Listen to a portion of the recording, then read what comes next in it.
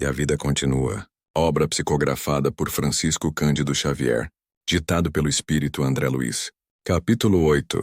Encontro de cultura. Ernesto Fantini e a senhora Serpa usufruíam horas e horas de confortadora intimidade no pátio, mantendo interessantes conversações. Mais de 15 dias haviam transcorrido sobre o primeiro reencontro. Evelina, tanto quanto o amigo, já se familiarizara com os banhos terapêuticos e ambos já haviam entrado em contato com a senhora Tamburini, que Alzira indicava como sendo a pessoa mais culta de suas relações. Essa prestimosa criatura lhes hipotecara a promessa de conduzi-los, tão logo possível, ao Instituto de Ciências do Espírito, que funcionava ali mesmo, num dos recantos do grande jardim. Sem qualquer dúvida para os dois, as considerações da senhora Tamburini eram até então as mais esclarecedoras que tinham ouvido. No tete-a-tete quase diário, solicitava-lhes maior reflexão em torno da matéria, a escalonar-se em diversos graus de condensação e mais amplo exame das percepções da mente, a se alterarem conforme os princípios de relatividade, noutros lances dos repetidos entendimentos, rogava-lhes estudar neles próprios a extrema leveza de que se viam possuídos, a agilidade do corpo sutil que envergavam agora e a maneira singular em que exprimiam o pensamento, como se as ideias se lhes esguichassem do cérebro em forma de imagens, acima das suas possibilidades habituais de contenção. Que se detivessem também a perquirir naquele novo clima de vida as ocorrências telepáticas a se erigirem ali em fenômeno corriqueiro, apesar de não prescindirem da linguagem articulada.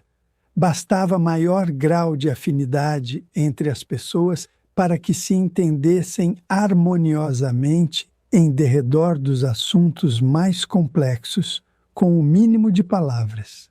Acolhiam satisfeitos as judiciosas apreciações da senhora Tamburini, que aceitava plenamente a convicção de serem criaturas desencarnadas em algum departamento do mundo espiritual. Entretanto, não obstante o respeito que lhes mereciam, não logravam admiti-las por verdade inconteste. Evelina, sentada no chão relvoso, ao pé de Fantini, que se acomodava num pequeno escabelo, iniciou o diálogo avaliando cismarenta. De fato, a cada dia me sinto mais leve, sempre mais leve, e com isso vou perdendo o controle de mim mesma.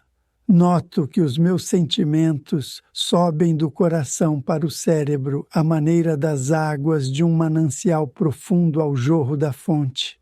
Na cabeça, observo que as emoções se transfiguram em pensamentos que me escorrem imediatamente para os lábios em forma de palavras, a partirem de mim, quais as correntes líquidas que se estendem para além do nascedouro, terra avante. Bem lembrado, você definiu com precisão meu próprio estado de espírito. Mas escute, Ernesto. Advertiu a moça tocando a base de árvore robusta, que vê aqui, um tronco. E ali, no canteiro mais próximo, cravos. Seria este o mundo espiritual, se a matéria e a natureza estão presentes em tudo, segundo as conhecemos? Concordo em que para nós dois, que não possuímos estudos claros com referência às nossas atuais condições, tudo isto aqui é absurdo, alucinante, mas, sim, nada podemos afiançar de afogadilho. Você está influenciado pelas ideias da Tamburini? Não tanto, faço minhas próprias ilações. Ouça, Ernesto, se estamos mortos para os entes que amamos, por que não nos vieram ainda buscar os seres queridos de nossas famílias, aqueles que nos precederam na vida nova? Nossos avós, por exemplo, e os amigos íntimos que todos vimos morrer? E quem disse a você que eles já não terão vindo?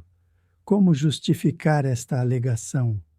Recorde, Evelina, as lições elementares de casa. Um televisor capta imagens que não vemos e nolas transmite com absoluta lealdade. Um rádio mirim assinala mensagens que não escutamos e nolas entrega com a maior clareza. É muito provável estejamos sendo vistos e ouvidos sem que tenhamos até agora despertado a faculdade precisa de escutar e enxergar neste plano. Ernesto, e as orações?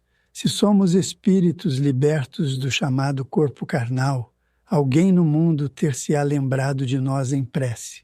Sua senhora, sua filha, meus pais, meu esposo.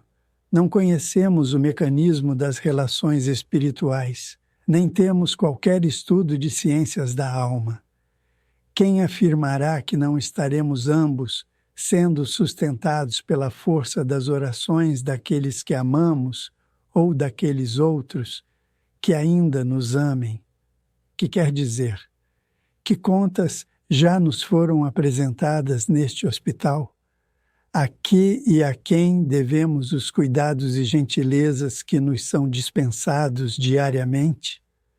Não compramos as nossas roupas novas e nem as utilidades que usufruímos.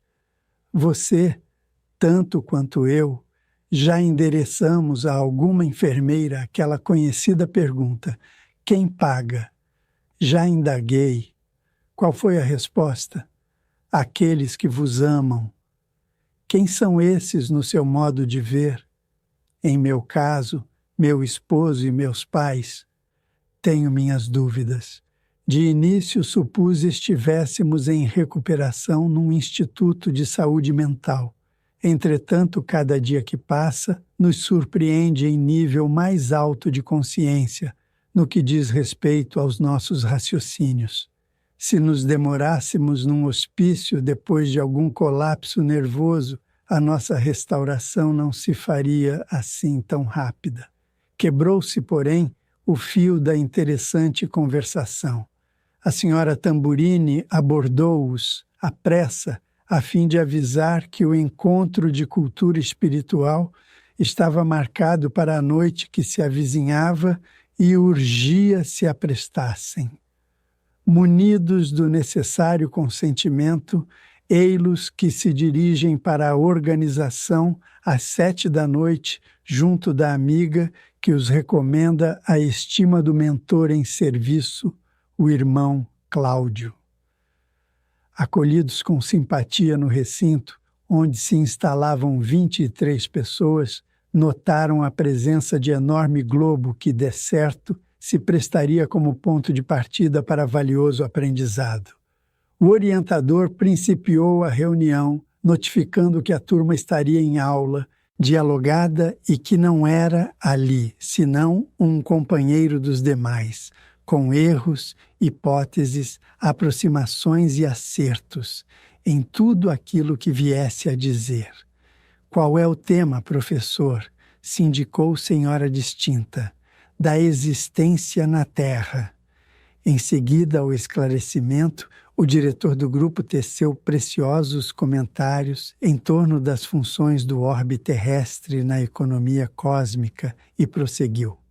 Reflitamos, meus amigos. Quem de nós, na atualidade de nossos conhecimentos incompletos, conseguirá deitar sabedoria no campo da inteligência tão só pelo testemunho das impressões pessoais?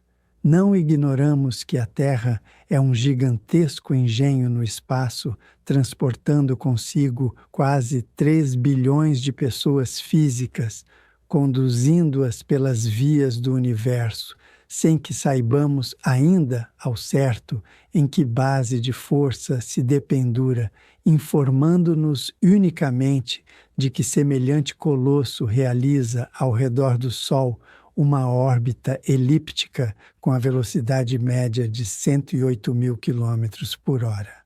Enquanto certas regiões do planeta se encontram aprumadas perante o zênite, em outras, as criaturas se acham de cabeça para baixo, diante do nadir, sem que ninguém dê por isso.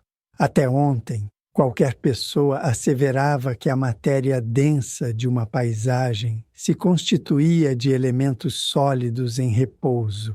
Hoje, porém, qualquer jovem estudante sabe que essas impressões são imaginárias, de vez que a matéria, em toda parte, se dissolve num misto de elétrons, prótons, nêutrons e deuterons, encerrando-se em energia e luz. Qualquer homem reside num corpo do qual se faz inquilino, respira e atende aos impositivos da nutrição sem maior esforço de sua parte. De que maneira dogmatizar afirmativas sobre causas, processos, acrisolamento e finalidade de nossa existência terrestre pelos acanhados recursos dos sentidos comuns? Estabelecendo-se comprida pausa, aventou um cavalheiro. Professor, com estas deduções, o senhor quer dizer que a vida na Terra deve ser interpretada como um trabalho especial para o espírito. Cada qual nasce para determinada tarefa, com possibilidades de evolver para outras, sempre mais importantes, e que por isso mesmo não será possível arrebatar às criaturas os princípios religiosos de que dispõem, sem prejuízos calamitosos para elas próprias. A ciência avançará, desvendando segredos do universo, resolvendo problemas e suscitando desafios novos à sua capacidade de investigação. No entanto, a fé sustentará o homem nas realizações e provas que é chamado a atravessar. O espírito renasce no mundo físico, tantas vezes quantas se façam necessárias para utilizar-se, aperfeiçoar-se, lucificar-se, e à medida que se aprimora, vai percebendo que a existência carnal é um ofício ou missão a desempenhar, de que dará a ele a conta certa ao término da empreitada. O explicador revelava tamanha altura cultural através da exposição em andamento que raros apartes se fizeram ouvir, sem desviar por isso a espinha dorsal da preleção que pretendia indubitavelmente preparar os ouvintes para a aceitação pacífica do novo estado espiritual a que se haviam transferido, comentou: se as leis do Senhor se manifestam claras e magnânimas em todos os departamentos da experiência física, estaríamos acaso desprezados por Deus quando ultrapassamos as fronteiras da morte? Referimos-nos aterrados ao aniquilamento das vidas humanas quando as guerras varrem a face do planeta. Entretanto, que concluir acerca dessas mesmas vidas humanas a se extinguirem metodicamente nas épocas de paz? Conservar-se-ia o Senhor indiferente aos nossos destinos em algum lugar do universo? Ele que inspira a graduação do alimento para a criança e para o adulto, relegaria ao abandono a criatura desencarnada, quando a criatura vestida de agentes físicos vive e age numa esfera de ação, na qual os fatores de previsão e proteção oferecem todos os dias os mais belos espetáculos de grandeza? Ninguém ali penetrava a fundo o caráter sibilino daquelas alegações.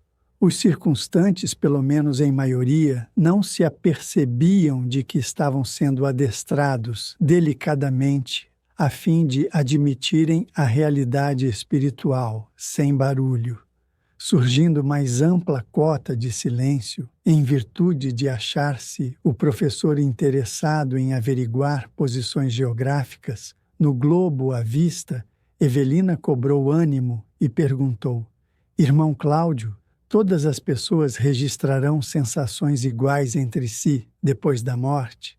Não.